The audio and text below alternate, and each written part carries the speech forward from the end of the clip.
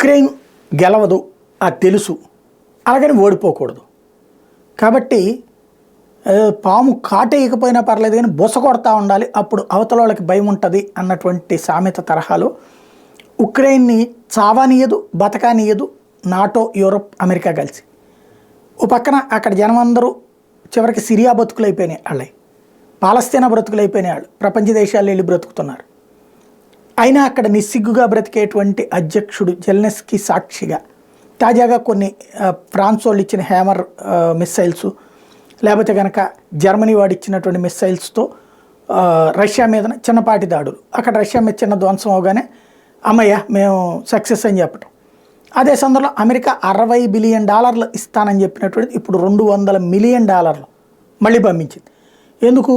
వీళ్ళకి డబ్బులు ఇస్తారు, ఆ డబ్బులతో మళ్ళీ ఆయుధాలు కొనుక్కోమంటారు. ఆయుధాలు అమ్మేది మళ్ళీ ఇదే అమెరికా, యూరప్ దేశాలు.